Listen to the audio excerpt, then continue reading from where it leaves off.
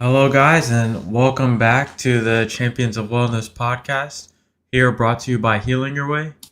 And I just want to say before we start, thank you guys so much for tuning in with us this Monday of the week of Christmas. And I hope you guys have a super fun holiday this week, especially with everyone gathering together for Christmas and everyone's in that holiday spirit. So I hope you guys really enjoy this Christmas holiday and have a fun time and learn something new with what we have to talk about today. Yeah, and today we're going to be talking about what hidden signals are going to be messing up your mental state when it comes to physical or mental or psychological, anything that alters your well-being throughout the week. And we're kind of going to give you some techniques or things like that, or like maybe things you should be doing, like eating proper foods in order to fix your gut health as well as your mental state. Yeah, exactly. Like Joshin said, the focus is going to be kind of under really understanding what affects our mental health and what things in our environment can kind of push us towards an unstable mind or unstable mental health, which usually leads down to um, different different directions and negative spirals, like spirals of depression, feelings of anxiety, feelings of panic, uh, a lot of stress going on, maybe turning into chronic stress. There's a lot of things that are happening um, in our day to day life that can change our mental state from here and there. And sometimes it feels like that you really don't have a lot of control over your mental state. But today, what we're going to talk about and share with you is what actually affects our mental state from a biological standpoint and how that kind of transfers over psychologically and into your behaviors and what you choose to do throughout your everyday. Yeah, and there's a lot of signals that maybe are regular, but you're not noticing, and your body's trying to tell you something that you should be doing or fixing. So we're going to lead you in the right direction here. So when when we talk about mental health, especially with the younger generation, I like to classify or or give you an example. I'll just give you an example here. Like here are some of the things that I've noticed with this younger generation that they kind of struggle with, and me included. Anyone in the younger generation, whether you're maybe in public or elementary school, middle school, high school, and even the collegiate level, or even a young adult, some of the brain patterns that a lot of these a lot of this demographic is struggling with right now is anxiety, depression, panic, ADHD like symptoms, meaning it's really hard to focus, emotional numbness, not feeling a connection to what you're doing or a lot of things, low motivation, it's hard for you to get up and do things, find goals, irritability, you're very easy to mess with and easy to put off. And another common thing that a lot of you guys are probably experiencing is the feeling of you're not able to focus in on something and really put your 100% effort, but you're not also able to rest. So you're kind of like in an in between state where you don't have enough energy to go do something, go complete a task that is like rather difficult, but you also aren't tired to the point that your body needs rest. You're kind of in a middle kind of fatigue state where it's just really hard and you probably struggle a lot because you're in the middle and you're not one way or the other, and you probably feel that nothing you do is really helping you get into that rest mode or bring your levels up energy levels up so you can go and complete whatever you need to. Yeah, and you're probably wondering why, like I took, if you had 9 hours of sleep, or maybe even or 8 or 9 hours of sleep, and you're wondering why in the morning, why am I feeling so tired or lethargic during the day, and why can't I get moving? It's because of these environmental factors, which are kind of shaping your life into a new way. Your body is responding and adapting to new signals, and just like using your phone at nighttime, you're exposing yourself to blue light, which should be done during the day instead of late at night, where you're suppressing your melatonin. And we'll get into that a little later, but this is just one of the examples that's kind of altering your sleep schedule and making you have restless sleep. Yeah, exactly. We're gonna get into all of the hormones and neurotransmitters, which are pretty much the chemical signals being released in your body that dictate your mood and how you're feeling. And we're gonna go over each one so you guys can understand. But before we get into those, I want you guys to think of mental health and your brain trying to constantly answer two questions. And the two questions that your body and your brain is trying to answer is number one, am I safe? And then number two, do I have enough energy currently in my current state to act? And do I have enough clarity and clearness to do so as well? And those two questions are are regulated by the neurotransmitters and the hormones, like I just said, or like I just was mentioning about.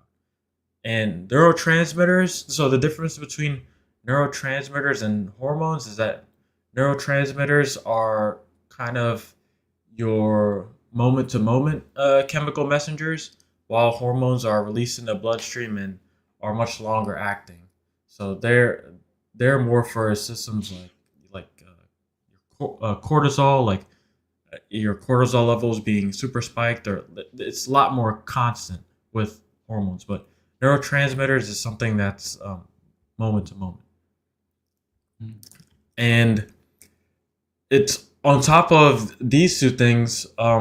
Those two questions: am I safe, and do I have enough energy to act clearly? Are also regulated by circadian rhythm, which we've talked about on numerous podcasts episodes before this, and also your sleep, especially how long you're in deep sleep and REM sleep as well. Yeah, and the signals that you're getting at nighttime that are affecting your sleep are maybe that you're not using enough energy during the day, like you're not having regular exercise and you're not putting yourself in a relaxed state after. And I think having a regular routine, like making sure you're avoiding the blue light later in the day, and then having a full restful sleep and waking up at a reasonable time. You don't want to be waking up past, I would say, what I usually think is not waking past a double digit number. Anytime past 9 o'clock, I think is a tell for me that I've slept a little too long and I'm out of schedule.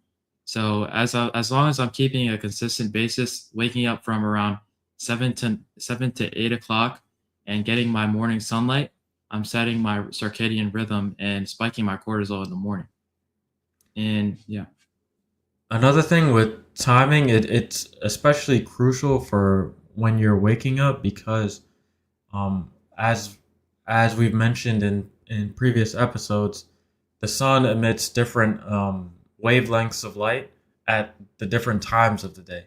So you want to have the proper awakening signal by getting the correct or right amount or the correct wavelength of light when you're waking up in those earlier AM hours. Like whenever the sun rises is pretty much when you should be waking up. And like Joshin said, especially don't go over a double digit number for the AM hours, because then you're going to be getting the wrong wavelength of light and not as beneficial as you could be if you had woken up at the correct time.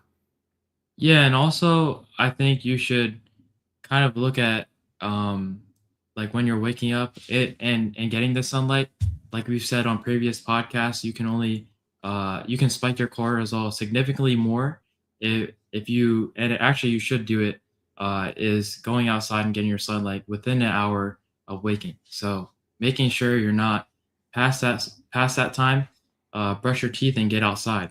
um for the past week, I've had a couple morning runs, and I've been able to consume sunlight in the early morning around 7 or 8. So that could be a thing that maybe will get your body going. So warm up your body by taking a morning walk or run, and enjoy the sunlight. Yeah, exactly. There's so many things you can do out. You can even do just a little bit of movement outside, but anything to get you outside and get under that sun is the most crucial thing.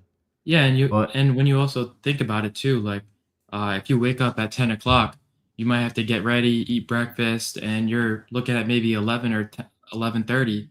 Part of the most of the day is gone, or like when you're supposed to get going and get moving. A lot of the time is wasted. So now you only have maybe like 8 hours of the day left where you can actually be active and doing something. So I think you're saving yourself a lot of time in the long run once you're getting yourself ready and energized in the morning for the rest of the day. yeah, exactly.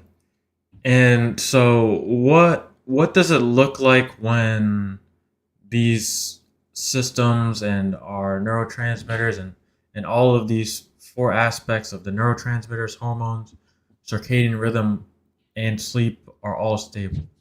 So what it really looks like and what it will feel like for your mind is that you will be calm, but you will also be energized at the same time. So you'll have a sort of focus and calmness to the way you're going about things, while also not feeling sluggish or tired at all. You're also going to have much more emotional flexibility, be able to handle things emotionally much better and in a much wider range. Not a lot of things will get on your nerves or send you in a different direction emotionally. You're also going to have motivation without that added negative effect of panic. So you're going to be motivated to complete things, but you're not going to be in such a panic mode and having lots of worry or anxiety when you're doing things. You're Yeah, also and going to mm, go go ahead. ahead. Oh, you're also going to have better social confidence for when you go out and about in the world, better focus, and a stronger inner signal, meaning that you can really think clearly and all the thoughts that are coming to your head are not foggy at all. You are super sharp and super ready to go. And what I also realized for me is that exercise helps a lot with stress, especially for you might not be motivated all every day, but you should be disciplined and stay on a routine. But I think exercise has helped me a lot with not being as stressful or irritated or annoyed easily. I think I'm much in a much more calming and relaxed state once I've done my exercise and go on with my day. So adding that to your regular routine, as well as like I think the perfect thing for me was having exercise later in the day where my energy I notice is the most active and I'm like at my full capacity. So I exercise later in the day and then take a shower, which makes me feel a lot more relaxed and ready to go to bed even earlier than I would without exercise. And there's yeah, exercise is definitely one. Like, I mean, we just took a whole class about the benefits of exercise and how it affects our psychology, and a lot of the benefits that you get from exercise are also going to be consistent with what we're talking about in this episode.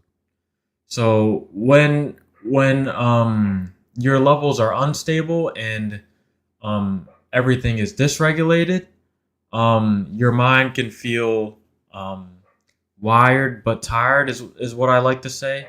So you have energy, but not to a large capacity. You can only do very minimal things that don't require a lot of focus, and it doesn't really get you anywhere with any type of higher activity. You also tend to do uh, lower energy activities like doom scrolling and very monotonous, like things like watching TV. Whatever the simplest activities you can do, you probably gravitate towards those that are simple and entertaining in the moment to moment. And you also have a feeling that you can't start anything, and that's pretty much the same thing as procrastination. It's really hard to get you motivated to start a task, and the only thing probably motivating you is the deadline or the consequences that come with not completing it. Yeah, Also, you can experience sudden mood swings, and be a lot more irritable. Pretty much, this list is like the exact opposite of the list I just mentioned about when it's being when everything is super regulated. yeah, and a lot of the things that can affect us is, say you have an office job and you're in a dim light place where you're just working all day. But realistically, we're supposed to be having sunlight during the day to help with our cortisol and keep us energized. So you want to make sure you're maybe taking a break, going outside if you have an office job, or yeah, taking advantage of that clearly. And another thing could be going on your phone. You're exposing yourself to blue light, and you're also doom scrolling. If you're kind of getting this excitement, oh, I'm scrolling through this TikTok over and over again, you're desensitizing yourself to excitement, and you're gonna kind of your body's gonna adapt to it. And then once you have to put in a little work to reach the same feeling that you had scrolling, you're not going to do it. That means your dopamine is a lot less than it should be, and you should be regulating these simple things. Yeah, and talking about dopamine, dopamine is the first neurotransmitter that we're going to be getting into, and a lot of people kind of associate dopamine with um, feeling good, or whatever task you're doing makes you feel good. They automatically assume that, oh, I'm getting a dopamine hit from doing that task, whether it's easy or hard. No matter what, whatever makes you feel good, that's what people kind of associate with get having a dopamine hit.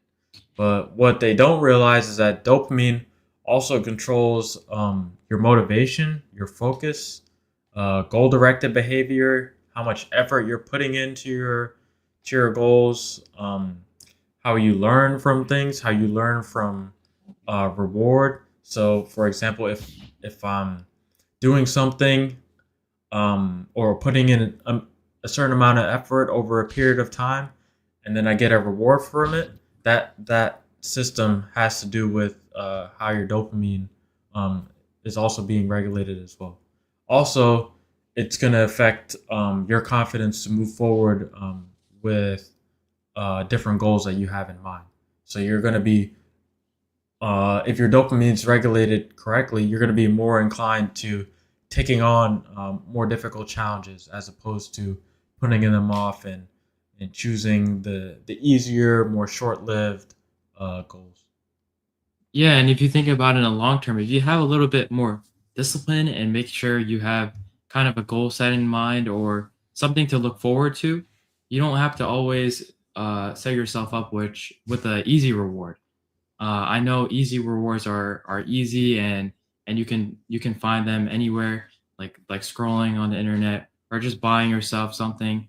Uh, like and that's an example of an easy way. But if you look at the long term, if you do something hard and work hard, you'll have a better excitement or feeling towards that certain thing.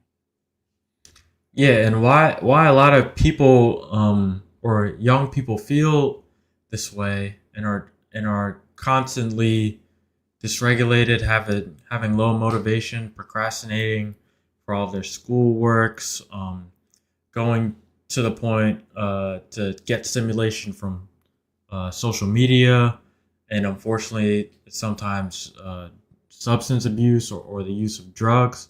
The reason all of these young people are in this uh, kind of loop is because of all the environmental factors that our modern world has created for us that are much different from what we should be in naturally.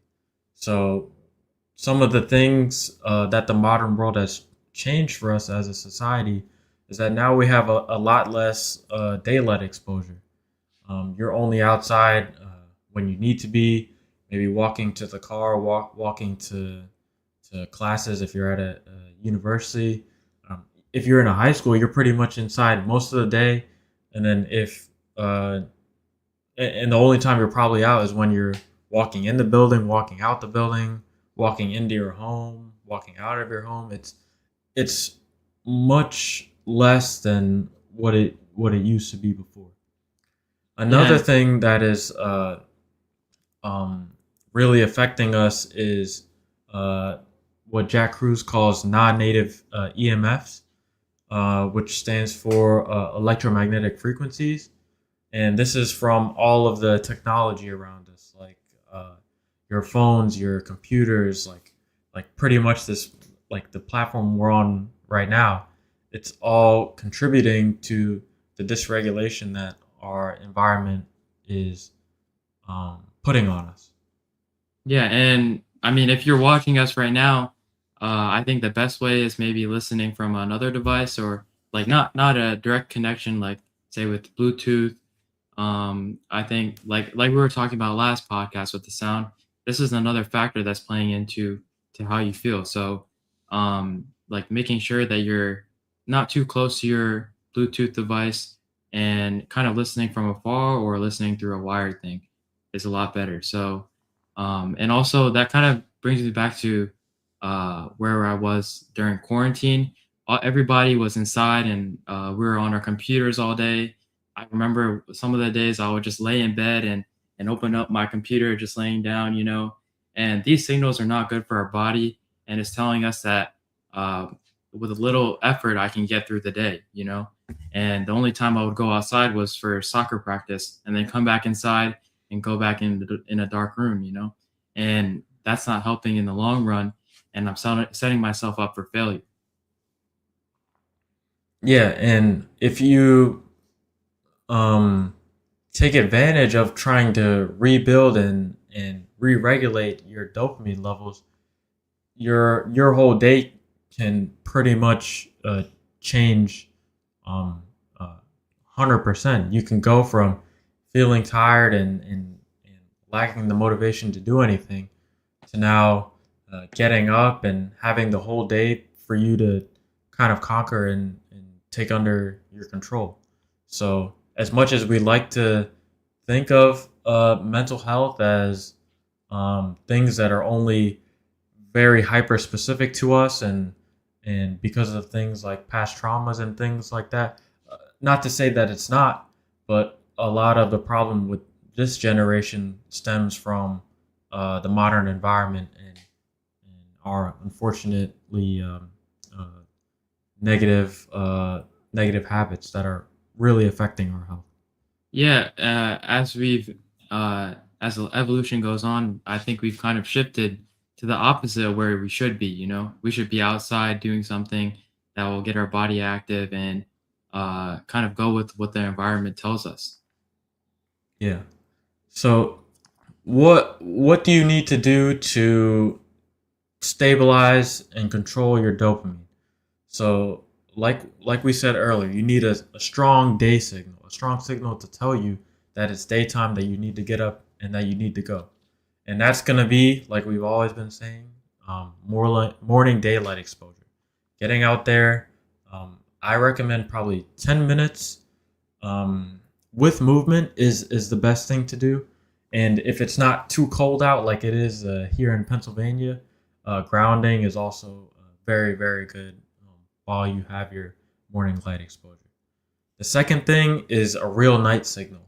And I think less of incorporating darkness and more of eliminating any artificial light and non native EMFs at night. That's the main thing you should be focused on at night. So if you have to work late in the night, invest in something like blue light blocking glasses or use block blue light bulbs in your room or your study area, anything to reduce the amount of blue light exposure late at night, and also non-native EMF. So unplug all of your devices and outlets near you so that you can sleep very well and be very well rested for the next day.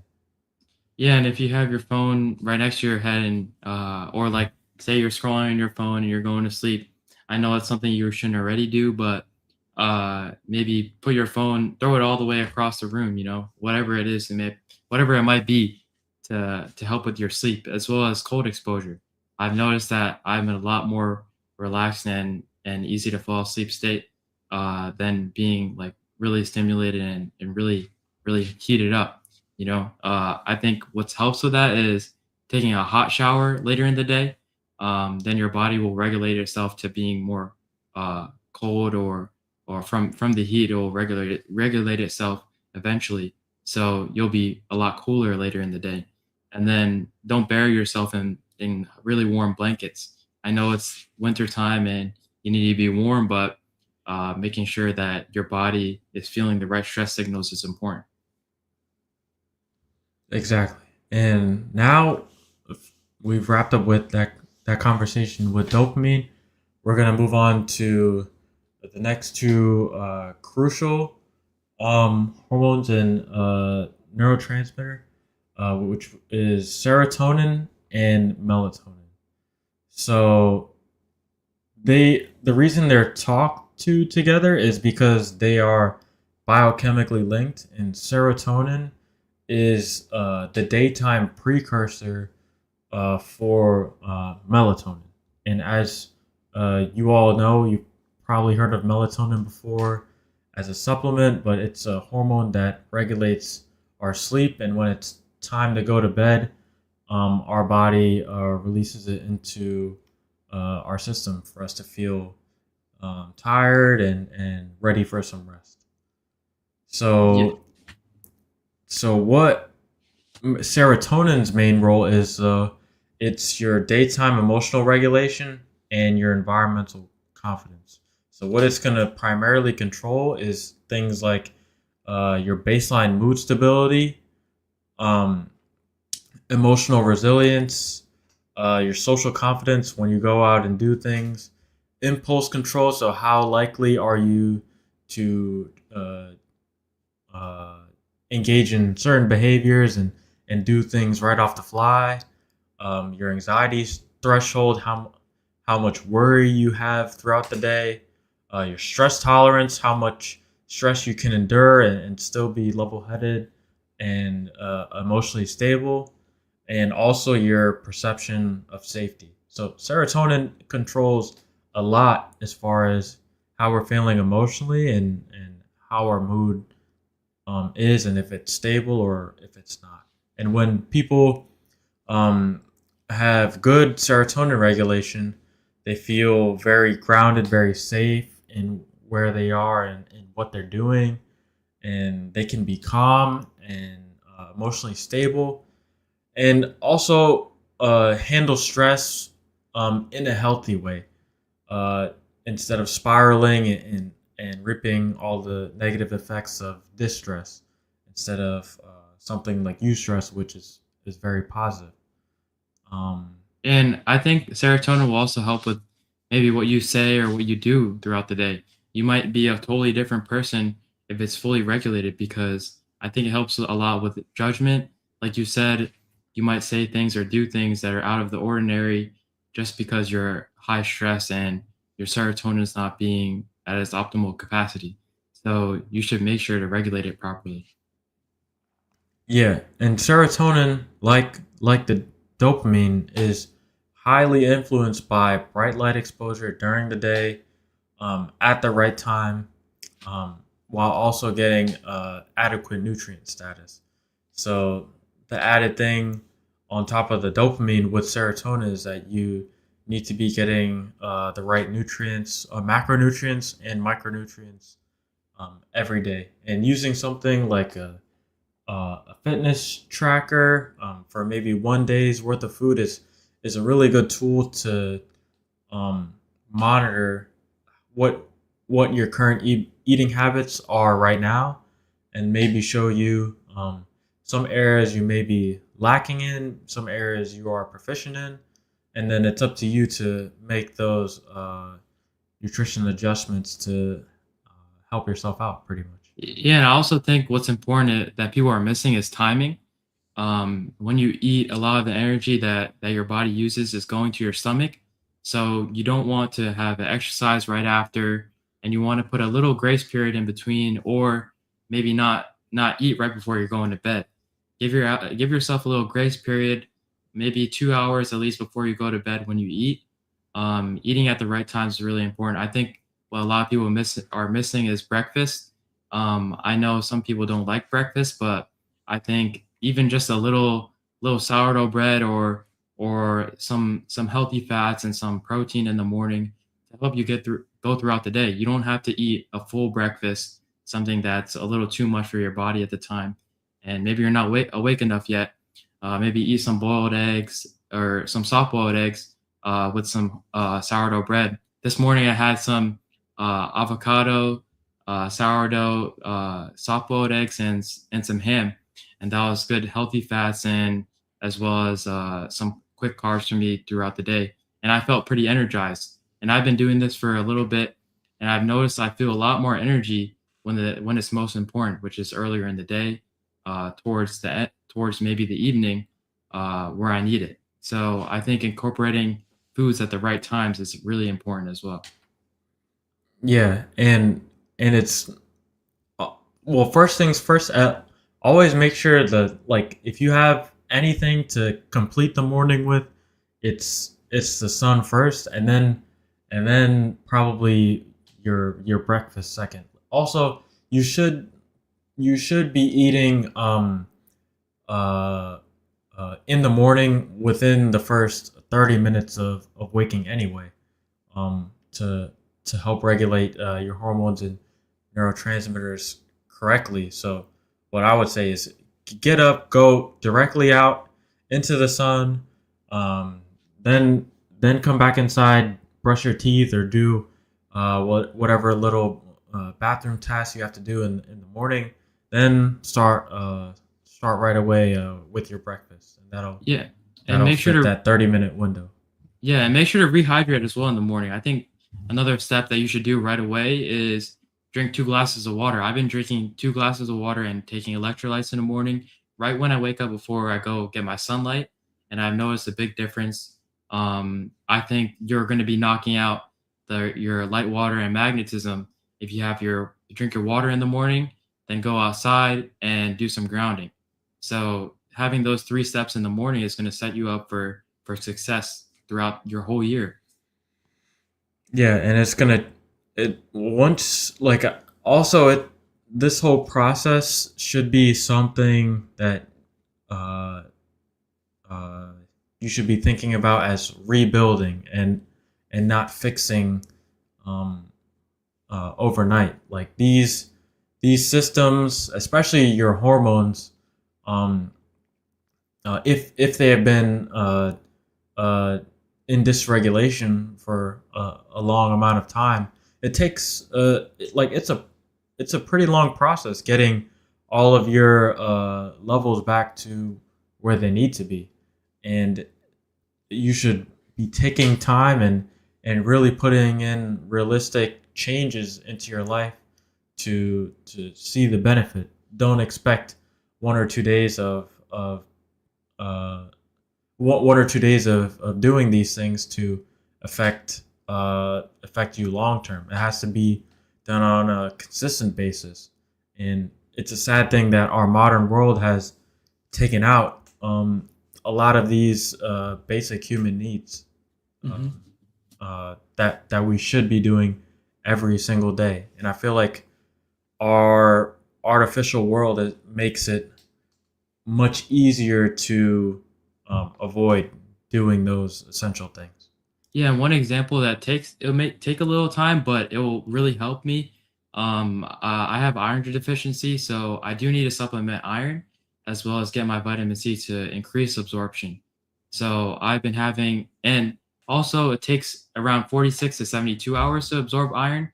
So that is another thing that might take time. But I know that if I keep a consistent basis of taking it every day and making sure I get my vitamin C, I know I'll have enough energy during my workout or even throughout the day doing work. So kind of seeing it on a long term thing and a longevity standpoint is a lot more important than using all your energy in one day. Yeah, exactly. Well, whatever can make you consistent is what you're gonna end up falling into in the long run. And moving on to melatonin, which is now um, uh, the nighttime hormone that is being released. What you need to know is that, and I said this on a podcast, I think that on the Figuring Out Friday when we were talking about sleep. The sunlight you get in the morning, specifically UV, is what sets your melatonin rhythm, aka when your melatonin is being released at night. So if you're not getting the sunlight in the morning, then you have completely thrown off your melatonin rhythm for the day, and you might not be able to fall asleep as deeply or get enough rest during the night hours. And what melatonin primarily controls is super important processes like cellular repair, mitochondrial repair, antioxidant defense, so the defense against free radicals or oxidative stress, immune regulation, neural recovery, which is very highly in support of your brain, circadian rhythm, and like I said before, how deep and how restful the sleep that you're getting is. And sleep is kind of what you're noticing on the surface level, but repair and what is being repaired at night is what really matters and what's going to affect your mental and emotional health for the next day when you wake up. Yeah, and you can see a direct connection with energy here where melatonin plays a role in repairing your mitochondria. Your mitochondria spikes your energy and creates your energy. So you need to be able to rest it and repair it at nighttime so that you can have energy later in the day or the next day following. So it's a long thing, but making sure you have proper sleep and proper exposure to certain stress signals and maybe avoiding certain stress signals is really crucial. Yeah, and when like some common um, uh, effects of mental melatonin disruption that I know a lot of people and and especially me, have experienced in the time of COVID and quarantine is that anxiety worsens at night. You have racing thoughts in bed. I know that's super common, and I've had it uh, a lot during the time of COVID. Like I would have racing thoughts and high energy, like it was the daytime, but it's time to go to bed, and I've gone through most of my day, even if I've done really hard, tiring tasks. I still and even if I haven't gotten a good sleep the night before, I used to have the logic that, oh, if I'm awake for whatever, like 20 hours, 20 hours straight, then oh, I should be able to get super deep sleep the next day. But I was completely wrong and was just stuck in the same cycle because no matter how many hours I was awake, those that didn't really have a significant effect on the quality of my sleep compared to um, when I started implementing getting in that morning sunlight and realizing that's what ultimately sets up how melatonin is going to act through the rest of the night, as well as trying my best to eliminate all of the blue light and non-native EMFs during the later hours in the day. And one little trick that I've been doing late at night when I'm laying down and I maybe can't fall asleep yet is focusing on my breathing. I'm not doing a full exercise or anything like that, but me focusing on taking a deep breath in and all the way up to my shoulders and then out all the way down to my stomach. I think it's really important when it comes to putting yourself in a relaxed state so that you can go to sleep easier. I've noticed a big difference even in just like maybe a couple deep breaths. I'm in a lot more different headspace than I was before. So just taking that little step of thinking about how you can be more relaxed can go a long way, and it's really simple, really simple. Yeah, and that will work for some circumstances, but if your serotonin and melatonin is super dysregulated, then you're gonna experience the the racing thoughts and the lack of sleepy feeling at night if you don't fix all of the other critical factors that are pretty much dictating the regulation of melatonin. Yeah, and if you take one step in the right direction, all the things will follow. So it doesn't have to be all at once, but making sure it's a gradual return to where where you should be at. Your body will just follow where it needs to go. Hmm.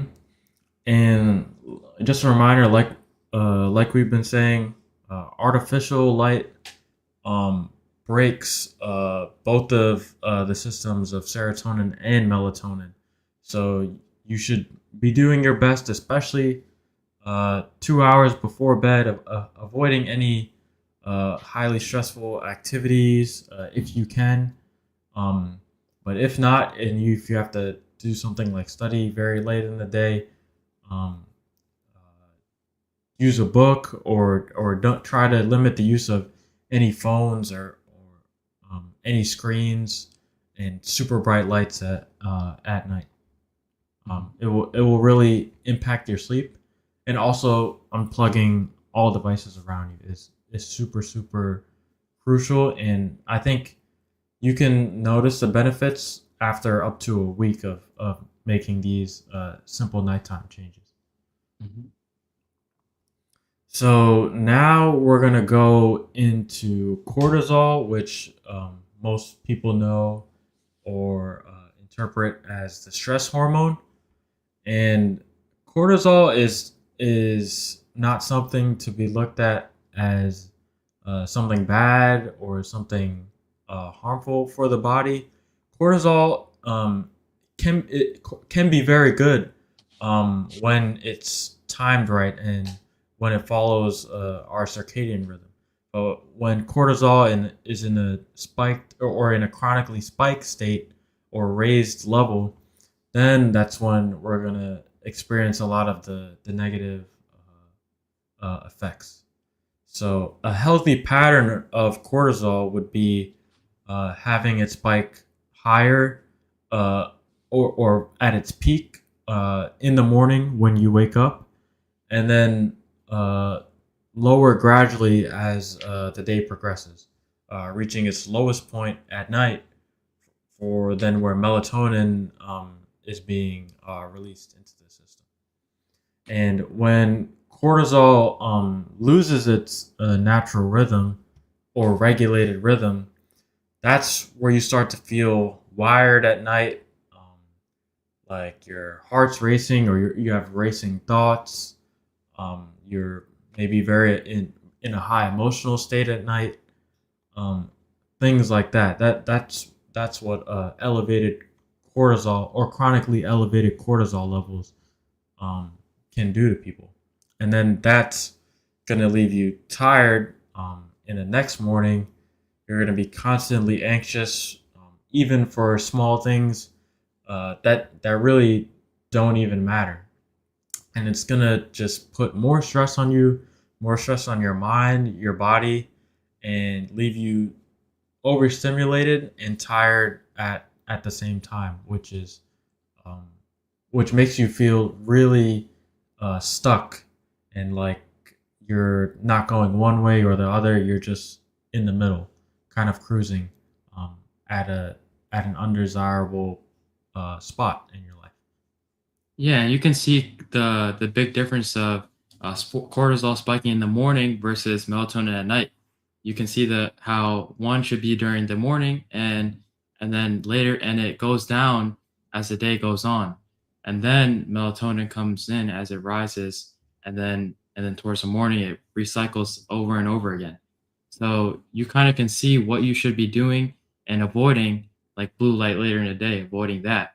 Maybe I'll do more activity during earlier in the day, and also getting my sunlight. These are things that you should just closely pay attention to and work on as you go. Yeah, and you'll once you start to implement this, you'll soon realize that your life is completely changing. The things that you're able to now do throughout the day, you're able to complete harder tasks. You're able to actually put your energy towards doing something and not trying to look at other sources to get yourself motivated. You now actually have the energy and the mental capacity and capability to do the things you've always wanted to do because now your neurotransmitters and hormones are not all out of whack anymore and they're regulated how they're supposed to be and in Yeah, line with the natural circadian rhythm of wherever you're at, um, wherever your location is in the world. yeah, and you can notice a lot less times where you're burnt out or having to scrape for more energy through caffeine and things like that. As you make these changes, I noticed that when I was exercising a little more last week, and I wasn't getting my proper sleep, I noticed I was getting a little more burnt out, but I was not focusing on the signals that my body was telling me. I needed to get more sleep and sleep a little earlier than I needed to. And maybe instead of 12 o'clock, I'll sleep at 10 o'clock or a little bit before then. And I think listening to my body really changed, made a difference. And from now on, I think I'll make sure to keep it that in mind. Yeah, definitely. And they and yeah, and you will probably see a bunch of new changes in your energy levels, especially in the morning hours. And I always think it's better that things are happening during the day. Whenever it's nighttime, unless you have maybe an online job or things like that, more of the leisurely tasks are happening uh, during the night, and not as much of the hard work that maybe needs to be done to contribute to your success. Not to say that there's not unsuccessful late night workers, but what I'm saying is that most of your hard work should be done during the day. And now we have the last two neurotransmitters, which are going to be GABA, which stands for gamma aminobutyric acid, and then glutamate. So, what these two control are your brain's um, gas pedal, as I like to call it, and your brake. So glutamate is going to be your gas pedal, and it's uh, responsible for excitatory actions or feelings like mood activation, learning, and alertness. And GABA is going to be your brake pedal, and that's going to be more of the inhibitory activities like being calm, slowing down, and not engaging and things as much. So pretty much taking a break. And when people have mental health issues, like anxiety, especially, they're constantly um, uh, on the gas all of the time and are like go go go, and don't have enough break in their mental state. So they're overly stressed and overly worried about every single little thing in their life. Every second of their life is miserable because they're constantly worried about every single activity that they have to do. And this system is not regulated because our environment is now negatively impacting the regulation of both. So what you need to do, and I mean, it's kind of easy, or it makes it much easier that sunlight covers everything, or has an effect on all of these neurotransmitters, because that's like an easy thing you can just implement. Getting outside and getting sunlight can literally set the rhythm for almost all of your neurotransmitters, pretty much. And like we suggested for all the ones before, GABA and glutamate, there's no surprise here as well. So you have to be getting your bright light in the day as well if you want to regulate your GABA and glutamate correctly. And you also need to be having dark nights, which means excluding all of the blue light and screens and technology in the later hours of the day. You also want to incorporate some natural movement. So a lot of people go to the gym as their kind of exercise or movement for the day, but the gym is actually not the best environment to be conducting your movement. You want to be outside exercising.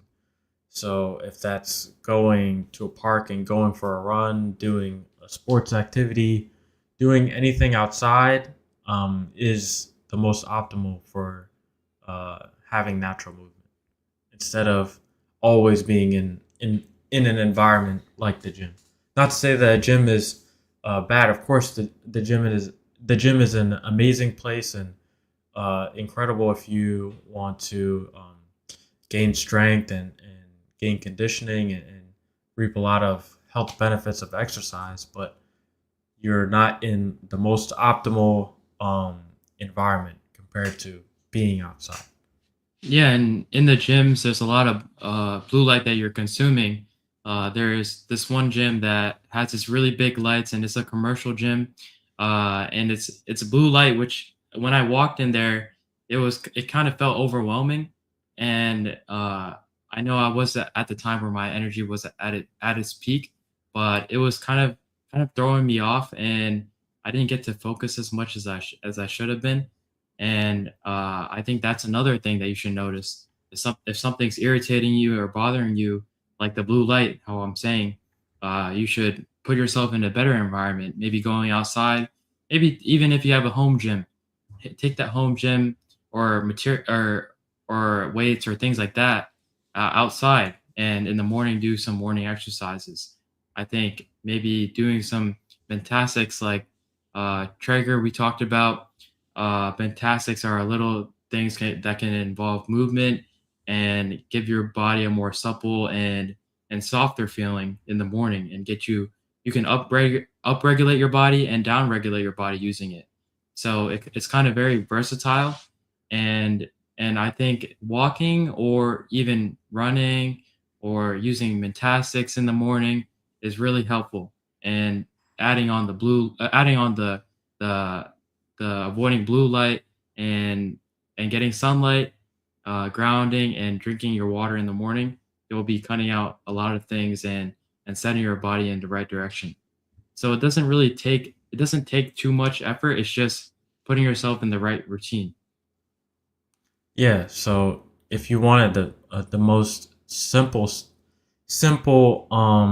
kind of step by step thing you can do to uh, um, re-regulate all of these is number one, like we've been saying, and like Joshin just gave with all of his examples, um, regulate your morning environment as your step one.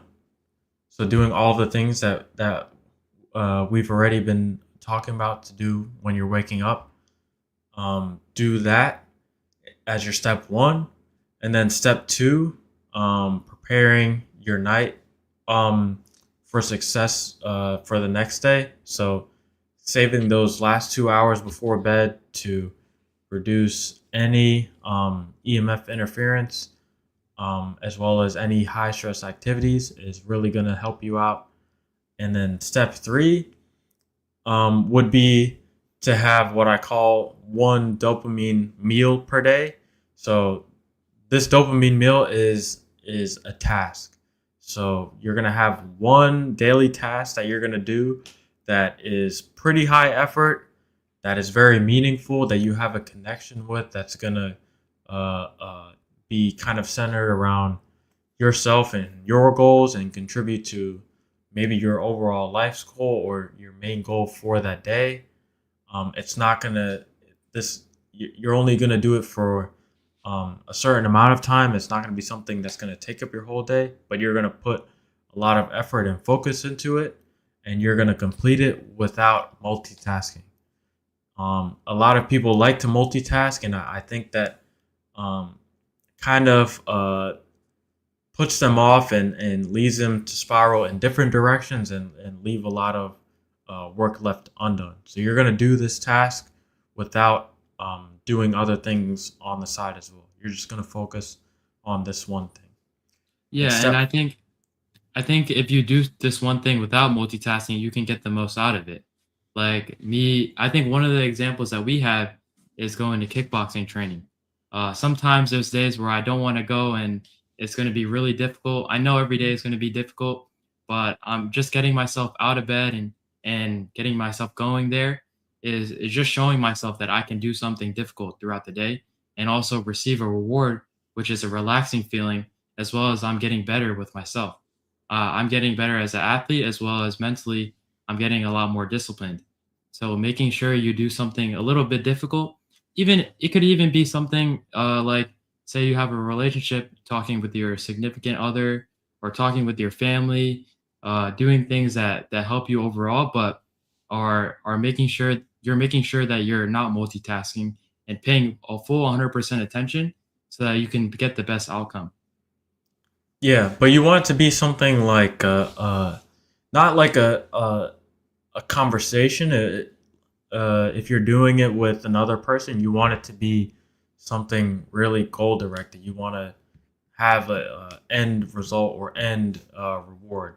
So be I don't think it's really something hard to pick out, but any task that is goal oriented and has a definite result that you can get by putting uh, the effort that you need to complete it. Yeah, say you wanted to do something like an added on hobby like that could be a little difficult, like playing music. Say if somebody wanted say if someone wanted to play the guitar, you could add that to his day. That could be something that's a little difficult and is stimulating his brain in a new way. Learning that could help in a lot of ways, and I think exploring new challenges is really important too. You don't want to just have yourself do the same thing every day. I know that say we do kickboxing all the time. Of course, it's something that's really hard to do, and it also is really good in the long term. Maybe we should switch it up sometimes. Do jujitsu or maybe a different martial art. I don't know. Any I think the most relatable one for us You is got the flustered there with the comment. I appreciate the love from Limbo. I think it's the goatee that's helping me out a little bit. So I appreciate the love from you, Limbo. And you look. I know you're looking fine right now, watching the podcast too. So all the love to you. So any like we also said too, it's something finite, so not something that's gonna extend past the day that you're doing it. It can be, I guess, if you're working on a long term project and you want to split up your um, uh, tasks over a certain amount of days, completing that task for a long one task for a long term project can also fall under the criteria of this dopamine meal. But anything kind of in that sort of realm. Yeah, and But Limbo says as well. He says, "I definitely agree. Can't be eating some same meal every day. Maybe you have some meal that you really wanted to make. That could be a challenge as well. Adding another skill to your inventory. I think cooking is a really good thing, and you should be able to make your meals healthy as well as make many different meals. Like I think having cooking as a tool that I can use every day has helped me with nutrition as well as how I feel. So maybe you want to make this healthy dish this one day, and maybe another day you'll try something else. I don't know. That's another skill that you can have. yeah, definitely. And the step four in this process would be after you have, or not after you have completed the step three, which is the dopamine meal. This step four is something you would integrate kind of throughout your entire day, and this step four is replacing all of your low moments um, from uh, fast stimulation or consuming content uh, via social media, and changing that to incorporating um, very basic things like walking, breath work, um, maybe having a really quick hot shower to um, reset yourself, stretching, journaling, prayer, or meditation, switching out those small little moments instead of me, if I have a little break, taking time to just go on my phone and scroll. Instead of doing that in my little break, I'm gonna take some time to maybe get up and do some gymnastics, maybe go for a walk, and do all these different activities instead of different activities that are not stimulating as consuming content on your phone. Yeah, and maybe I'm just sitting there thinking, what can I do to improve my day and maybe make my week or month a lot better? Say it's something having to do with like my dog, uh, taking him out on a walk every day. Toby likes to have a lot of activity, so I think strengthening a relationship with my dog is really important to me. So that could be another thing as well. And another comment from the chat. I heard you guys are planning to have cooking classes at Healing Your Way. Is that true? Yes, when with the new Healing Your Way a spot that we're opening pretty soon in the near future, we're gonna have a lot of opportunities for cooking classes, and we're gonna have a chef there that can guide you through how to cook them and the nutrition facts about them. So you can go to Healing Your Way and uh, learn a new skill like that. Yeah, and that's gonna be all by Mr. David Cunningham. I did the Wednesday podcast with him. I think in the summer. So if you want to check what he's all about, you can go and check out that live that we did. That's on the YouTube channel with David Cunningham. And moving on, um, I'm just gonna cover. We're just gonna get into this a little bit now, or kind of see where we go with it, because this might be something to expand on in a later episode more in depth. But another thing or factor that is really gonna affect your mental health is going to be your gut health. And I know a lot of people have heard this time and time again, but 70% of the hormone and neurotransmitter regulation is responsible um, for the gut. And I read Dr. William Davis's book called Super Gut, and it really kind of shed a lot of light on how different things like intestinal permeability, which is how strong your selective barrier is, that lines your gut and allows nutrients in and prevents toxins from entering in. How strong how how strong something like that is really going to affect um, your mental state, because if you have toxins and bad things coming or passing through your gut lining, that is really going to affect the state of the microbiota in your gut and really throw things off to a whole different category. Yeah, and here we have a picture or showing a picture of your normal tight junctions as well as your leaky gut syndrome. On the left is your normal, kind of where your normal stomach lining should look like. On the inside, your microbiome should be a lot healthier, and you should be introducing yourself to foods that are going to agree with your gut. Making sure, I think a one way to make sure you're eating the right things is doing the elimination diet. We had a whole section or series about diets, and we all did one with the figuring out guys in the summer. So maybe you should check that out and see which diets might agree with your stomach. And on the right picture shows a leaky and inflammatory gut. All the bad bacteria and toxins are leaking through your gut lining and going into your blood flow, going to your blood and circulatory system, and it's kind of causing inflammation where you can't maybe transport certain nutrients throughout your body, and it's causing a lot of stress, and stress signals are getting thrown through to your brain, and you're kind of getting thrown off as a whole. So this is kind of a visual of how bacteria and toxins can leak into your blood system.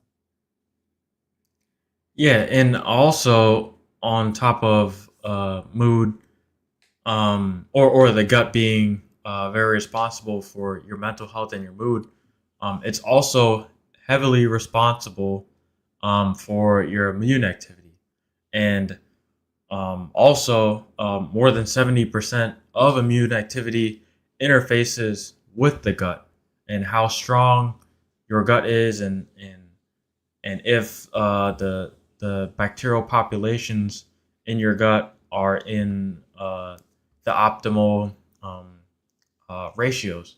Because if they're not, you're going to have gut dysbiosis, which is going to affect your mental health, increase mood swings, um, and decrease nutrient absorption, which is again then going to throw off all of the hormones and neurotransmitters, like we were just mentioning as well.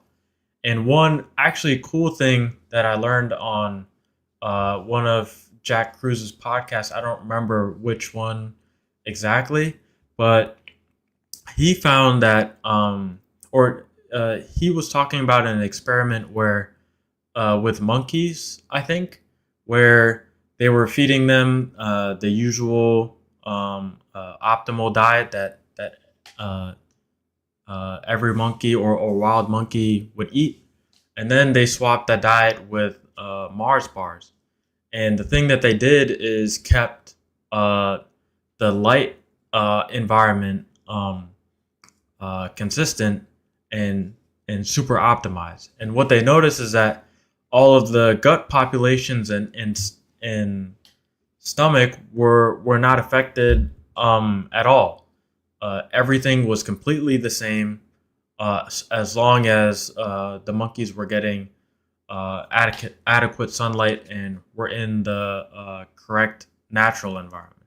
So that kind of puts the conversation of gut health away from food and more about or more focused on getting sunlight, because if it's not the because a lot of people think it's the food that's directly affecting the gut. Not to say that it's not, but I think the lack of light exposure issue is much more significant than food being the problem. So I would say tackle both issues, but focus more on the light. If there had to be one thing every day for you to start implementing. Yeah, and also in the picture, you can see how on the left there's good bacteria. A lot of that gets washed away. Say you get sick and you want to take antibiotics. The antibiotics not only takes away the bad bacteria, but also takes away the good bacteria. So then that could lead to leaky gut and good bacteria being thrown away, where you should be maintaining that. And another way to maintain that is maybe having a detox where you're introducing things like kefir, which is going to be really good for your gut. It's going to have all the good bacteria that your body needs and your stomach lining needs to be repaired and less inflammatory. So, Yeah, and yeah. also the uh like I said with immune activity uh being heavily interfaced with the gut, the reason you have this inflammatory response is because there's weakness in the gut barrier. So weakness in the gut barrier triggers the inflammatory response, and then you get um, uh, these negative effects and what you see here on the diagram, and Yeah, like Joshin's been talking about. and you can see how the tight junctions are really close together, pulling the cells together to stop the toxins from going through. But if you don't have good bacteria and the tight junctions to hold together all that stomach lining, you will just be throwing yourself in the wrong direction. Also, making sure you're eating foods with high DHA and like shellfish, as well as seafood like fatty seafood like salmon to get your omega threes and as well, and getting the right oils and nutrients in your body is going to play a role into how you feel as a whole, not only on the physical standpoint, but as well as your mental state. Yeah, and some of the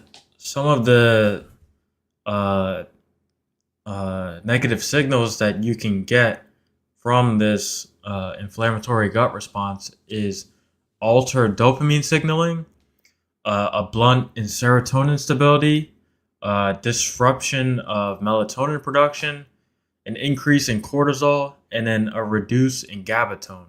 And pretty much these are all of the hormones and neurotransmitters that I uh, that we just went over pretty much. So if you're not taking control of your gut health, you are messing up the signaling and regulation of all of these critical neurotransmitters and hormones.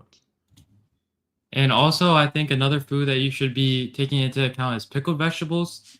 In the summer, I had like I was talking about earlier, we all did a diet. I did the Japanese diet, and I really didn't have any stomach problems at all because I was eating the pickled vegetables like kimchi, and they're fermented, which will help you get all the good bacteria that you need in your stomach. And I think it's just a great thing to have with your meal. And you don't need to eat too much of it. It just needs to be maybe just a couple, just a little bowl of kimchi or some pickled radish or something like that. And you can have it. You don't have to have it every day, but having something like that or kefir with high amount of good bacteria for your stomach is really really good. Yeah, and also another thing that really affects the inflammatory response is your ratio of omega 6 and omega 3 fatty acids. And when you have an excess amount of omega 6 fats, which is what most people are suffering from, then you will have this amplified inflammation at the gut barrier.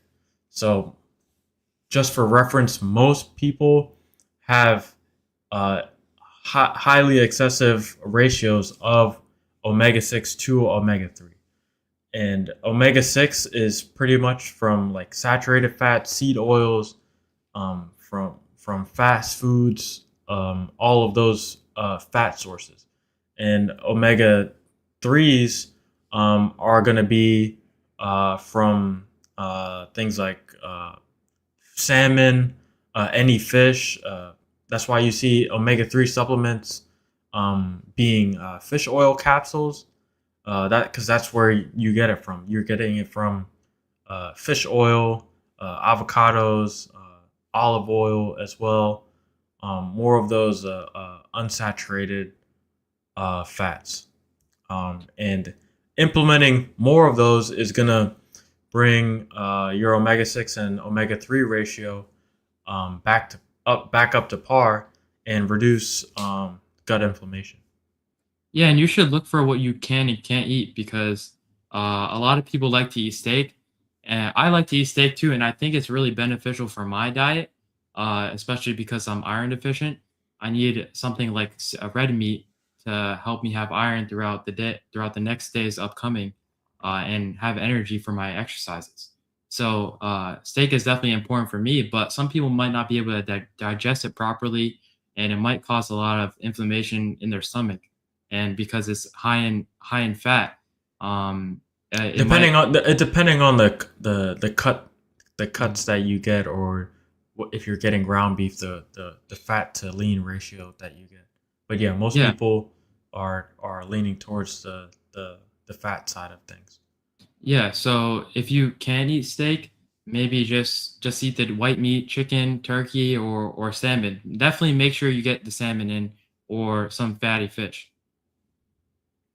Yeah, I wouldn't eliminate steak because you're gonna get a lot of essential B vitamins, especially in iron as well, like you said, from the steak. But I would opt for the leaner cuts, and while also incorporating salmon and olive oil, and those omega 3 sources as well. So Yeah, you and you some. can you can reduce the omega 6 sources. Um, not you don't have to, by not fully cutting out steak. You just have to opt for better cuts, or better um, percentages of fat to lean if you're having something like ground beef. Yeah, and something that's also helped with my gut is avoiding dairy. Ever since I had the Japanese diet in the summer, I've noticed that like this is the thing that really made a difference, and I really want to keep in my routine, avoiding the avoiding dairy products as much as I can. Sometimes you can have it every now and then, but I usually have oat milk as an alternative, and I think it really works for me. Maybe you'll have almond milk or something a little different, but having excess dairy is not something that you need in your body. Yeah, I would say dairy and gluten are the top two things that cause gut irritability. Dairy is more dependent on if you're like lactose intolerant or not. If you're lactose intolerant, you're gonna definitely struggle more with digesting dairy products. But I think most people would, as far as gluten products and bread, most people would benefit from uh, completely excluding um, bread and pastas and things like that from their diets, and if anything, reaching for something like a sourdough bread, which is at least gone through the fermentation process. But most breads and things that fall into that category, eliminating it is probably going to be your best bet if you want to optimize your gut health. Yeah, and also talking about the high omega sixes. I know that you said seed oils. One place that a lot of people like to go, which is it's a pretty good like quick stop, and it might be healthy in the moment, but Chipotle, they use seed oils in their foods and their cooking, and that's the main oil. So you can tell how that's gonna affect your gut on a later end. I think last week I had a Chipotle burrito. I know it's a little unhealthy with the tortilla, but also I noticed that my stomach and bowel movement was it felt like kind of warm uh and like inflammatory, and my stool wasn't as good as it should have been, and I think that was had a play to the seed oils and also the tortilla having too much wheat as well. So I think or wheat and corn. So just kind of avoiding those little things. I know Chipotle it can be a good alternative, and it's not perfect, but maybe just avoiding it a little more and making home cooked meals is a better term for you. Yeah, and see, uh, seed oils aren't inherently bad. The thing that makes them bad is that most people with the American diet uh, have a crazy imbalance of omega 6 to omega 3s, and consuming more seed oils is not gonna um, help you um, tip that ratio in a more favorable way. So reducing the amount of seed oils you consume is going to help bring your ratio back to balance much better than if you had consumed them. So what I would suggest is you don't have to eliminate all seed oils from your diet, but reduce the amount of seed oils and then increase the amount of omega uh, 3 fat sources so you can balance out that ratio much better. And I don't know exactly the ratio. I'm just gonna guess. I think it was like 1 to 6. I can be completely wrong. One being the omega 3 and six being the omega 6. But I could be wrong on that. But just balancing out that ratio is going to be really important if you want to reduce gut inflammation. And also another idea I have, maybe it could be a podcast in the future, is talking about the absorption of certain minerals and certain things like nutrients. I think maybe sometimes people should have their vitamins later in the day rather than in the morning, because you won't be able to absorb it in time for it to be effective for the day that you're trying to maybe work out a little more or whatever it is. So I think maybe that could be an idea in the future, but kind of look at if for now, maybe look up what's the absorption rate of whatever you're consuming, like iron. It's not going to affect me if I take it in the morning, but if I take it at night, it's going to play a role. Yeah, absorption and bioavailability are going to be super important when you're looking at different vitamins or nutrients and things, because absorption will be your gut's ability to actually uptake those nutrients, and then bioavailability is going to be um, uh, pretty much the ability, like your it's going to be the food's nutritional availability. So what percent of that specific food can my body actually use?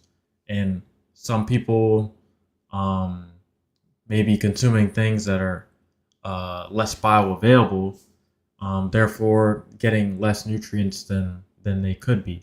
For example, protein powder.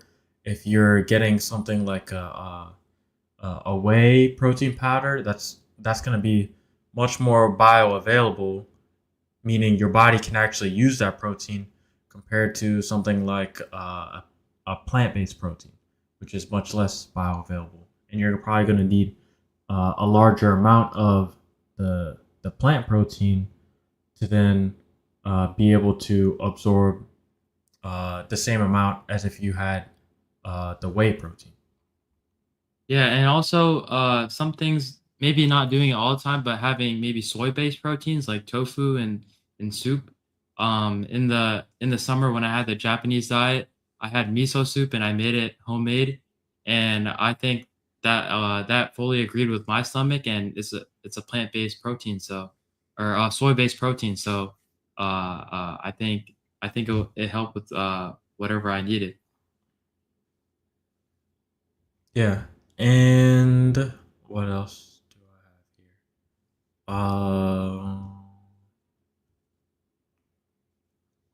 Also, uh, sugar, is really gonna have a an effect on gut inflammation as well.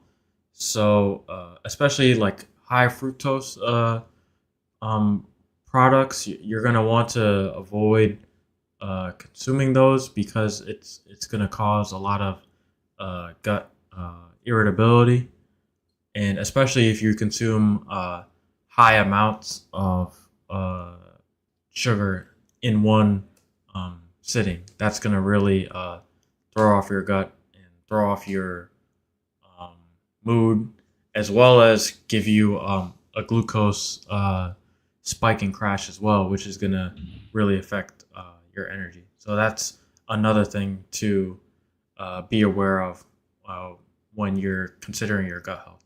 And and finally, the last thing is going to be drugs and exposures that are going to mess up and damage the barrier. So, frequent use of NSAIDs like ibuprofen or aspirin, PPIs, and some other meds can really cause the roughing up of the gut barrier.